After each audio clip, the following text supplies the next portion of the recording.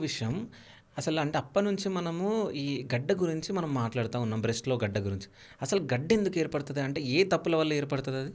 నేను స్టార్టింగ్‌లో మన పాడ్‌కాస్ట్ స్టార్టింగ్‌లో అదేనే చేశాను. అది తప్పు అనడం వర్డ్ వల్ల ఏమవుతుందంటే అండి డయాగ్నోసిస్ వచ్చిన వెంటనే ఫస్ట్ నేనేం తప్పు చేశానని నాకొచ్చింది. Okay. It leads to lot of mental trauma.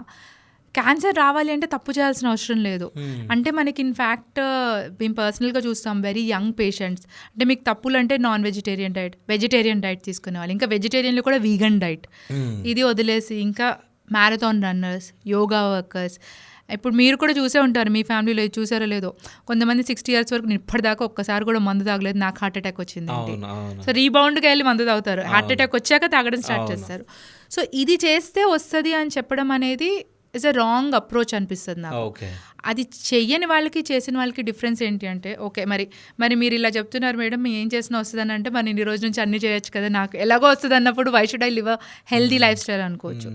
So చేసినా వస్తుంది చేయలేకపోయినా వస్తుంది. చేస్తే వచ్చే వాళ్ళ పర్సంటేజ్ ఎక్కువ, రిస్క్ ఓకే. పెరిగింది. ఓకే.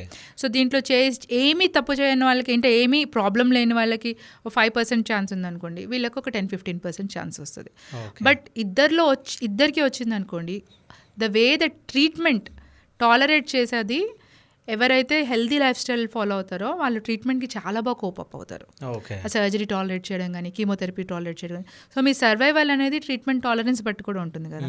సో బాగా స్మోకింగ్ చేసే వాళ్ళు ఉన్నారనుకోండి, ఓకే. మనం ఎనస్థీషియా టైంలో అట్లా లంగ్స్ వాళ్ళే బాగోవు. క్యాన్సర్ వల్ల కాదు, వాళ్ళకి స్మోకింగ్ వల్ల లంగ్స్ బాగోవు కాబట్టి మనం ట్రీట్మెంట్ సరిగ్గా ఇవ్వలేము. Okay. So healthy life style ఓవరాల్గా బెనిఫిట్ అవుతుంది.